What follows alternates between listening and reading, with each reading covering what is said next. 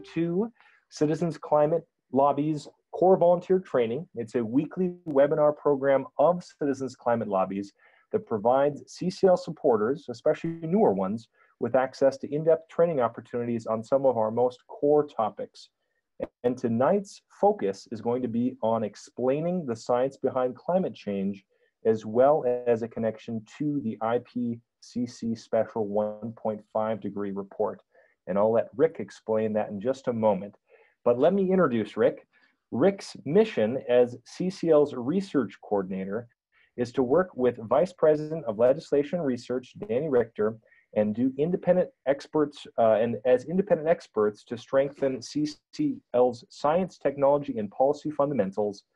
His portfolio includes updating and maintaining laser talks, curating white papers, and managing our analytical projects so all of us as volunteers can perform at our very best. Prior to helping with CCL, Rick completed a 40-year career in energy and pollution control research at the Gas Technology Institute. So he'll be a wonderful expert tonight, and in the spare time, Rick enjoys fishing for smallmouth bass, reading about science, and fixing up his old house in Brookfield, Illinois. So if you have any questions on that at the end, we'll save those for the very end. Without further ado, though, let's jump into the learning goals. I just have one more slide, and I'll pass it to you, Rick, if you wanted to scoot forward to slide 4. If we've done our job well, after tonight, all attendees should have the following 3 goals met. We'll be able to review understanding the natural carbon cycle, as well as the basic concepts behind climate change and explaining them in a simple, down-to-earth way. We'll understand the importance about communicating behind the scientific consensus and really how to incorporate that into your own communications. And then Rick will also spend a broad amount of time tonight diving into the IPCC special report and how that connects with CCL's advocacy, as well as our signature policy, the Energy Innovation and Carbon Dividend Act. So without further ado, I'll pass it to you, Rick. Thank you all for being on the line. Keep those great questions coming, and we really appreciate your time tonight. Okay, thank you very much, Brett. Let me just make a quick change here so I only see one little square in the corner. All right, well, welcome everybody. And as Brett said, I'm a research coordinator and filling in for a climate scientist that we were hoping to have tonight, but having been around a lot of smart people, including climate scientists for a long time, I'm trying to fake it as best I can. All right, so what we know about climate change, there is a fair amount of information that's come out because of an article in Vox.com about a federal climate change lawsuit in which the judge ordered the participants in the lawsuit to put together a presentation on climate change, actually a 5-hour presentation to answer 8 questions on climate change. So what we know about climate change, we know that coal, oil, and gas has powered much of our economy. This is not really about climate change, it's about the background of the use of fossil fuels in our economy. And over the years, since the mid-1800s, when coal became the primary driver for electrification of our society, we've enjoyed a lot of benefits from the use of those fuels. We did not know about the serious side effects that would come later. So we now know that burning coal, oil, and gas produces carbon dioxide. But again, early on in the Industrial Revolution, we did not know how much and how that would impact us as our population and our economy grew rapidly in the 20th century. And as you can see in this slide, we've been burning a lot of it. Let me see if, can you see my mouse? Yeah, we can. Okay, great. So early in the 20th century, you can see that we were in the neighborhood of 500 million metric tons, and now we're up in the neighborhood of over 8 gigatons, meaning 8,000 million metric tons of CO2 of these fossil fuels that have been burned. And we know where that CO2 goes. Right now, about 37 billion metric tons of CO2 per year is going out of fossil fuel burning. A lot of it is absorbed by the land, by soil and plants through photosynthesis, about 35% of it. 40% goes into the atmosphere where it remains for a long time in enhancing the greenhouse effect. And the remainder goes into the oceans. About a quarter of that CO2 goes into the oceans. And it actually reacts chemically with other minerals in the ocean, causing what's called ocean acidification. And I'll talk more about that as we move along. So this 40% that goes in the atmosphere and 25% that goes in the ocean, these are the components that really concern us. So we know how much CO2 we've added to the atmosphere. In pre-industrial times, that level was about 280 parts per million of atmospheric gases. And it was like that for a long time, going all the way back as far as we can tell to the beginning of human civilization. So some 10,000 years. It was in that range. Today, we're up 405 ppm, it says here on the graph, but actually I think we're brushing against 410 right now. So every year we're adding 2.5 to 3 parts per million. And this is a level that has not been seen since the dawn of civilization. This is a 45% increase. In fact, long before even the dawn of civilization, since the appearance of humans on Earth. There have been ups and downs of carbon dioxide parts per million, ranging between about 180 to about 280. 300 ppm was the highest we ever saw in natural cycles, but now you can see we've shot up very rapidly to above 400 ppm. So what does that all mean? We know CO2 is a greenhouse gas, and we're lucky it is, because that creates the natural warming which captures heat as it radiates away from the Earth. Without the greenhouse effect, the Earth would be a frozen, lifeless ball of ice. So it's not a bad thing that we have it. It acts like a blanket, keeping the Earth's atmosphere warm and comfortable in a neighborhood of 60 degrees Fahrenheit average over the entire globe and the entire year. But the problem is that the additional human-caused CO2 is enhancing the greenhouse effect. And when we say human cause, we're primarily talking about extracting carbon from fossil fuels, burning it, and then putting it into the atmosphere. That's carbon that was buried long ago, millions of years ago, from the decay and high pressure, high temperature formation of fossil fuels from ancient plants, ancient aquatic and terrestrial plants millions of years ago. And now all that carbon is being moved very suddenly out into the atmosphere. So we know that we've experienced warming, because today our temperature is almost 1.5 degrees Fahrenheit higher than the 20th century average. And if you compare it to pre-industrial times, it's about over 2.5 degrees Fahrenheit, about 1 degree centigrade. So here's a plot of the global surface temperature as calculated by the National Oceanic and Atmospheric Administration. And you can see that as time went by, there was a little spike in the 1940s. It dropped a little bit, but then in the last 50 or 60 years, it's really been climbing rapidly. And we know exactly why that is.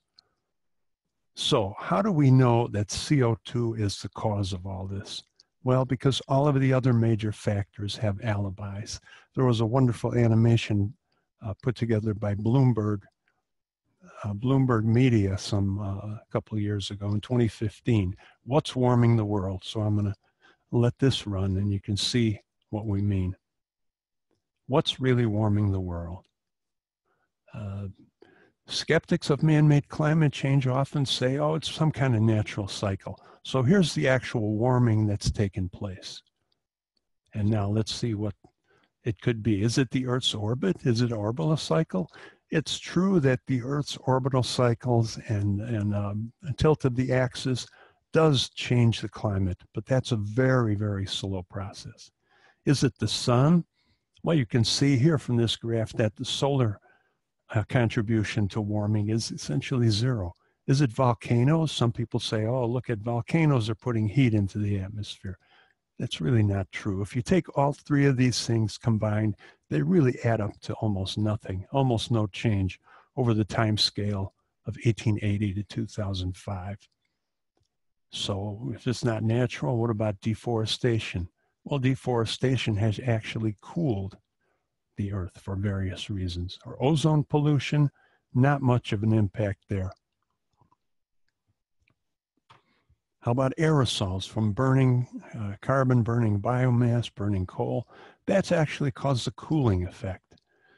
Here's the greenhouse gases. What do you know? It looks like that's the main contributor.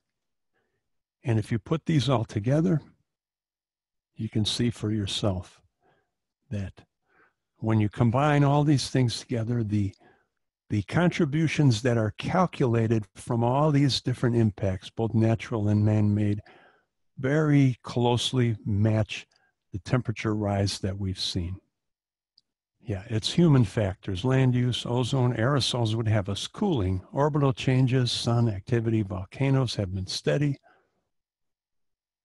Now, what about the oceans? Since a lot of that CO2 goes into the oceans, that's about a quarter. But what about the heat that the Earth has been building up, the excess energy that's been building up from the trapping of infrared heat? The oceans are actually absorbing as much as 90% of the heat that's warming the Earth. That's because the heat transfer between oceans and atmosphere is very rapid. And you can see the ocean heat content over the years, going back to even 1960, when we started measuring this component, to the present time has increased quite a lot. Total energy in 10 to the 22nd power of joules, which sounds like a big number because it is. The oceans have a huge heat capacity, and they've absorbed heat all the way down to a depth of 2,000 meters, which is a couple miles, whereas the land plus the ice plus the atmosphere has only built up a little bit of this heat. So if it weren't for the oceans, we would really be roasting. So the atmosphere warms the ocean. Like I said, 90% or plus that of the extra energy in the oceans is in the oceans. So why does this matter?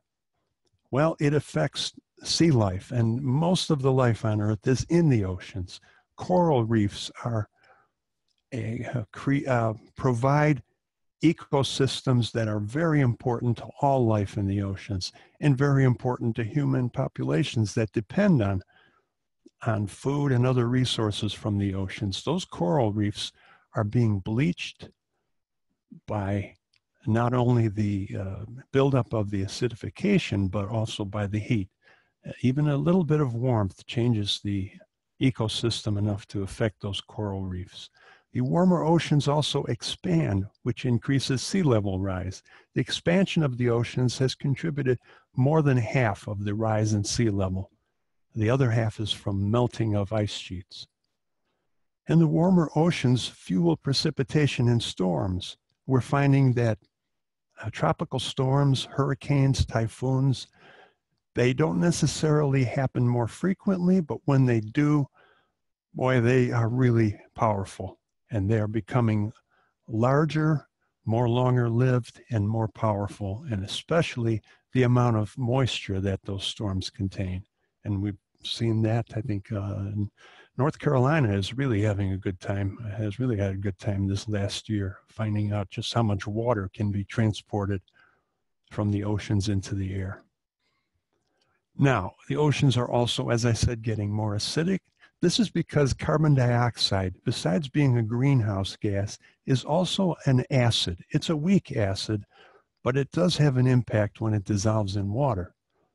And here's a graph from NOAA showing the atmospheric CO2 and the change in the seawater content of CO2 and the seawater pH. Now, pH is a measure of acidity. For those of you who may not remember in the high school chemistry, the lower the pH, the more acidic is the liquid. So as CO2 builds up in the oceans, the acidity, the pH goes down, meaning it's becoming more acid. And this is a real problem for a lot of sea life.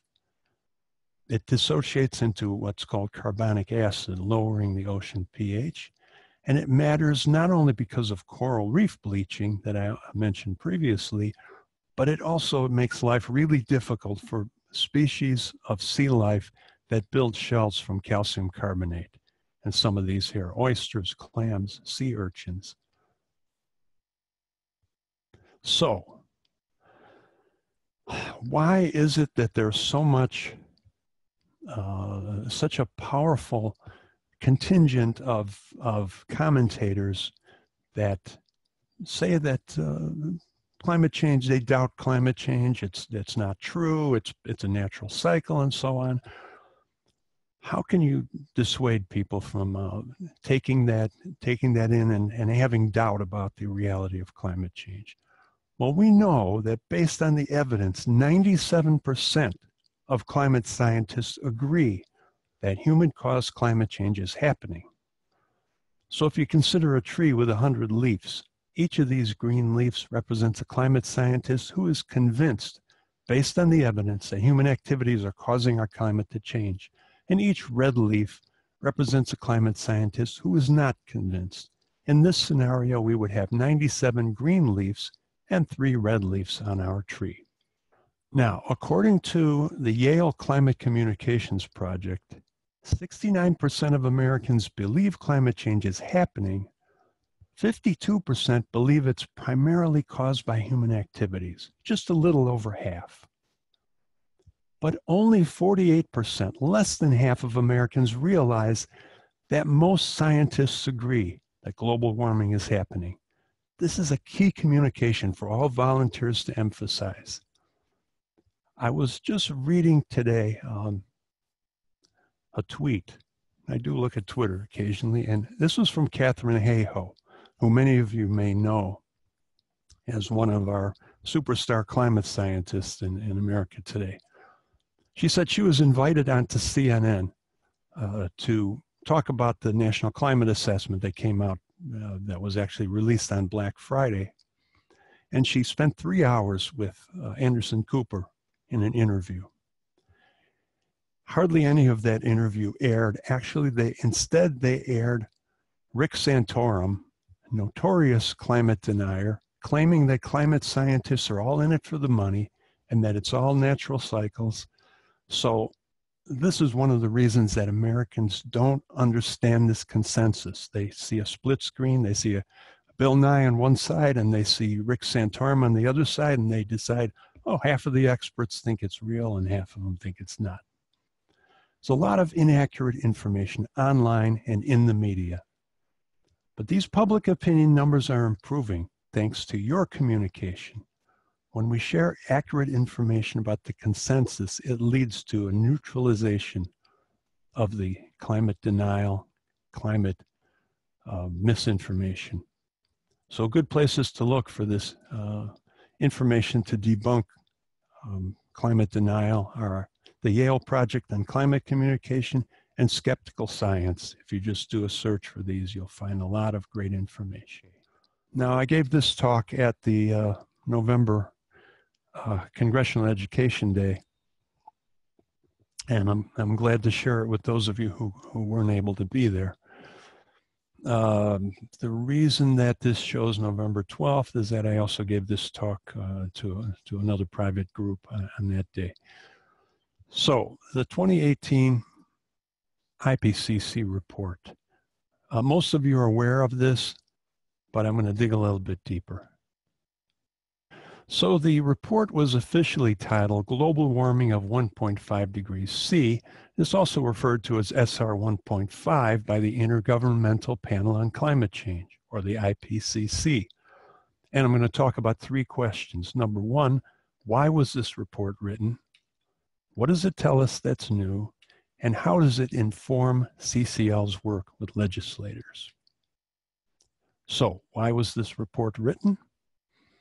In 2015, 196 nations of the 21st Conference of Parties, or COP21, signed the Paris Agreement, adopting an aspirational goal of 1.5 degrees C.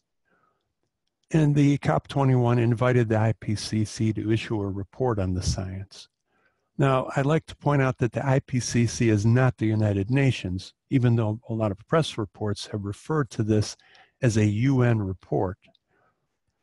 That makes them even more of a political target to some that don't like the UN. But it's actually an independent panel of hundreds of the world's leading climate scientists from nations on every continent, and they don't get paid for this work.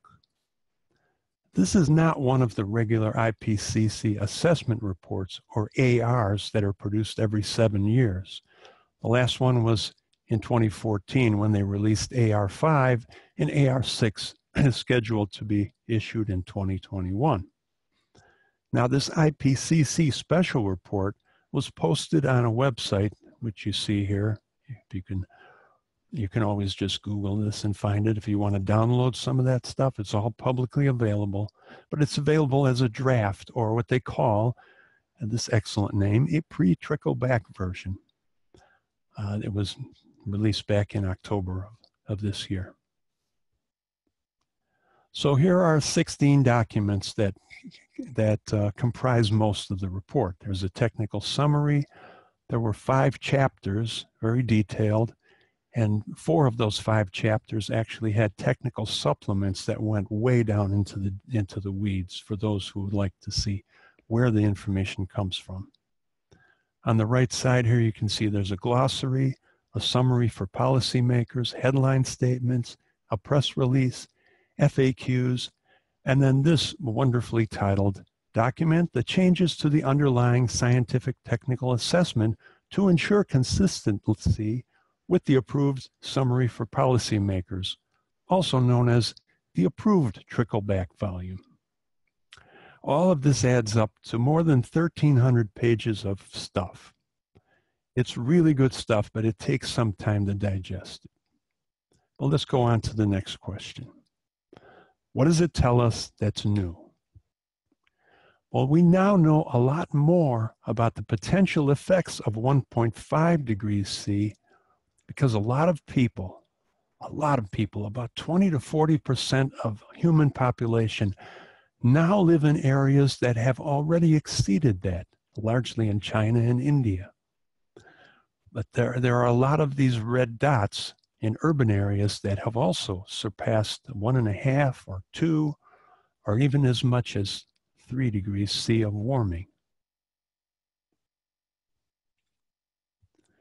Now, the next thing the report tells us, something about the carbon budget. How much more we can burn to end up below 1.5 degrees C this century. It requires one of these.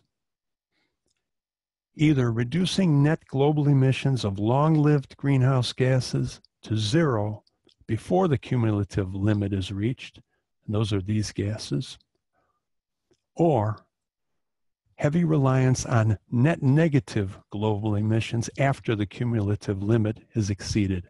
And this is not a foreign language here. These are some acronyms that I'll explain later.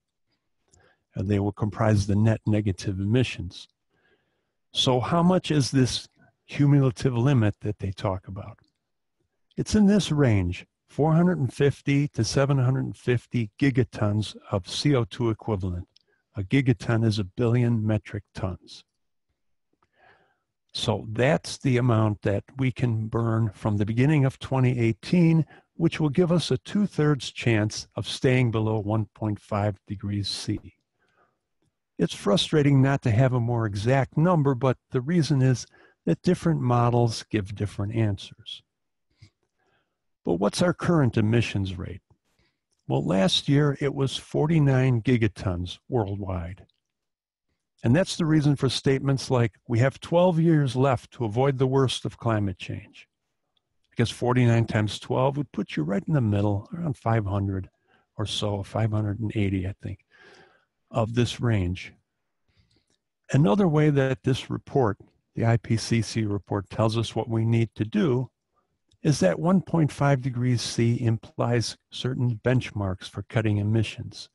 Specifically, by 2030, we need to cut from the 49 gigatons to around 25 or 30, and by 2050 to cut to net zero.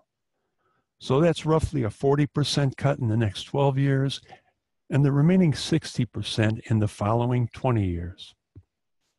If we put that in a chart, with the vertical scale being the percent cut from 2018 emissions from 0 to 100%, here are the IPCC targets up here. In 2030, we cut around 40% and 100% in 2050, net zero. So how does the Energy Innovation and Carbon Dividends Act stack up in light of these IPCC targets? Interestingly, this is first to look at what the REMI study showed, which was done in 2014. It actually brings us pretty close to that 2030 target. And of course, the REMI study only went out 20 years, so it doesn't go to the end of the century. But let's look at how the bill, the emissions schedule that's actually written into the bill, compares. Here's the IPCC targets in blue, and here's the HR 7131 goals. And this is based on the trajectory where we have a certain percentage of emissions that have to be cut for a certain number of years, and then that range changes and then goes down until we get to 90% of 1990 emissions. I'm sorry, of 2015 emissions by 2050. So a remarkable congruence with the IPCC goals. Even though it's not 100%, it's pretty darn close. It's almost like we planned it that way. So, but there is more to be concerned about, because carbon dioxide removal, as the IPCC says, will probably be necessary in order to stay below 1.5 degrees C. Even if we remove fossil fuel emissions as quickly as we can, we may have to extract carbon dioxide from the atmosphere. So what this means, carbon dioxide removal indicates practices that take CO2 out of the Earth system. Now, I mentioned negative emissions. They're not exactly the same thing. CDR is the methods that we use. Negative emissions means using those methods to take more CO2 out than you're putting in. And I'll get back to how that relates to the bill. But first, what are these methods? So two of them fall under the acronym of AFOLU. For you acronym fans, that means agriculture, forestry, and other land use. That consists mainly of a couple things. In the forestry area, afforestation means planting trees where they haven't been before. Reforestation means planting trees where they've been cut down or burned in the past in order to absorb more CO2 from the atmosphere and store it in the form of biomass. The other method is soil carbon storage. That indicates agricultural practices that can help restore organic carbon into the soil. Now, the other CDR method that gets its own acronym is BECCS, which indicates biomass energy with CO2 capture and sequestration.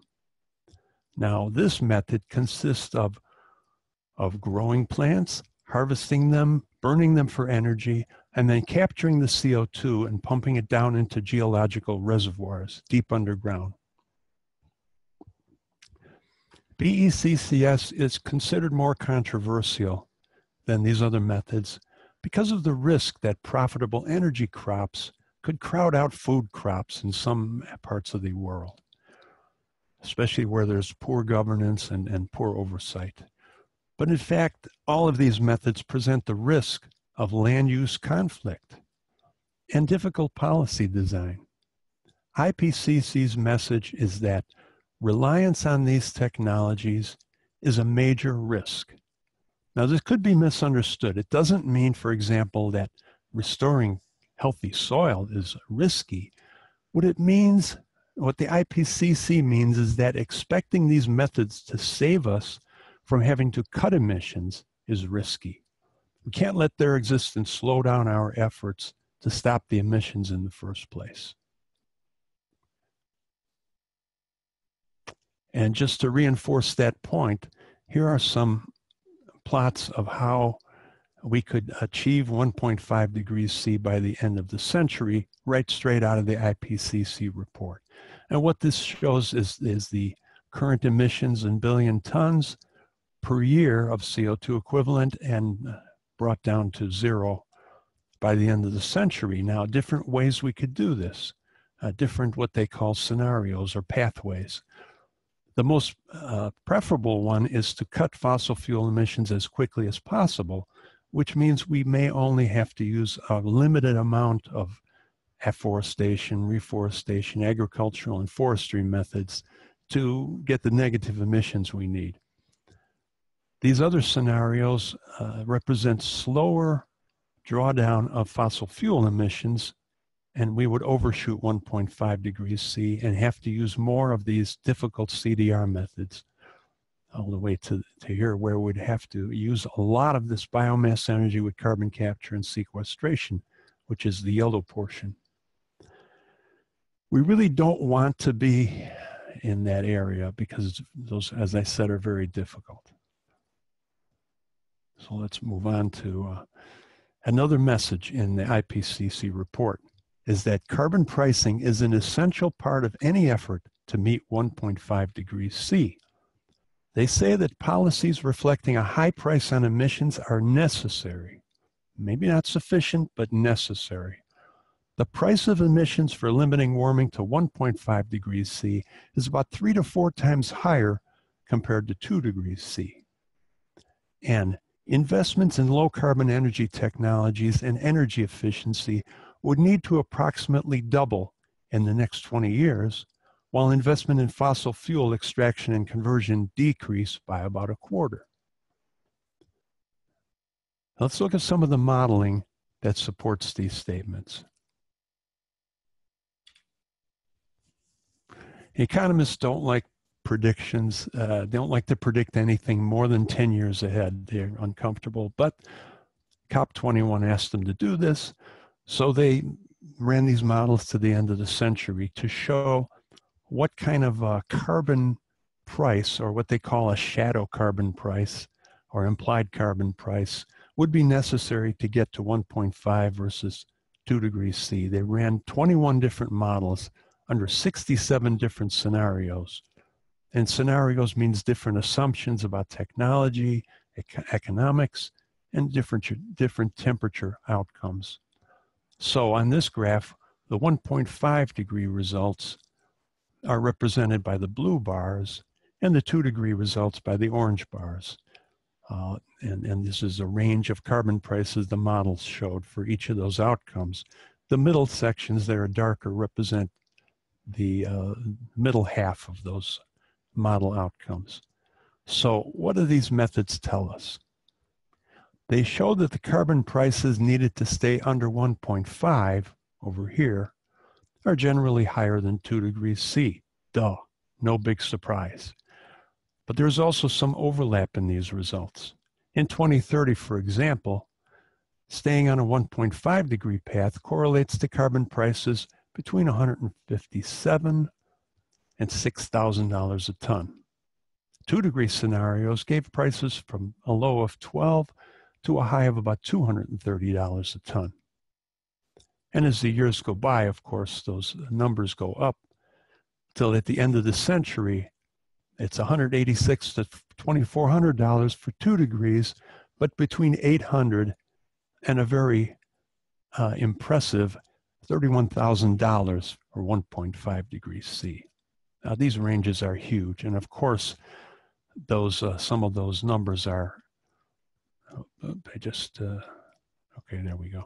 Some of those numbers are very high, and we're not going to see a $31,000 a ton price on carbon anytime. But what these numbers, as I said, represent are a shadow price, which indicates a combination of all policies. Let me make my presenter view smaller here. Got too many boxes on the screen here. Okay, so these ranges, again, reflect how sensitive the models are to the assumptions to go into them. But now let's see where the Energy Innovation and Carbon Dividends Act price fits into this. This dotted line curve is the CF&D price that starts at $15 and goes up $10 a year. Now, it was designed to hit its target by 2050, but if we extend it out to 2100, laid over the IPCC modeling data, the bill's price is solidly in the 2-degree range and actually touches the lower part of the 1.5 degrees C range. So this means that the price trajectory, if applied worldwide, could theoretically keep global temperatures well under 2 degrees and maybe even close to 1.5 degrees C, given the caveat that CCL's policy is designed for the US, so we have to be cautious in extrapolating to all nations. Well, let's keep another thing in mind. The language of the bill does allow the annual fee escalation of $10 a ton to be increased if administrators determine that emissions targets are not being met. So suppose that at some point the annual increase is boosted to that $15 a ton. It would put the price trajectory up a little further into the 1.5 degrees C range. So it confirms that in addition to the previous slide where I showed the emissions targets, the price trajectory could also bring us very close to the goal of 1.5 degrees C in principle. Final question. How does the IPCC report inform CCL's work? How are we doing on time, Brett? Yeah, we're doing great. Okay, good. I won't try to rush then. So our first takeaway is that we're on the right track. Driving down fossil fuel emissions must be the first step, and a rising price on fossil carbon is by far the best way to do that. If you look at this graphic again, the longer it takes to get rid of that gray section, the more we would end up having to implement CDR measures where we'd have to be sucking 20 billion tons of CO2 out of the atmosphere every year. We don't want to have to wind up in that. We'd rather be here. The Corps Volunteer Training homepage, where you can find the recording of tonight's call as soon as it's processed, is also listed here. And if there's anything more that we can do to support you out there in the field, please let us know. Let's close tonight by just highlighting and spotlighting the reason this is possible. It's because of you. So we hope you found tonight's lesson useful, and we look forward to seeing you soon. Thank you again, everyone. And thanks to all of you. Thank you. Thank you. Thank Thank very you. much. Thank you all. Have a Thanks great again. night. Thank you. Good to see Thank you. everyone. Bye-bye. We look forward to being in touch.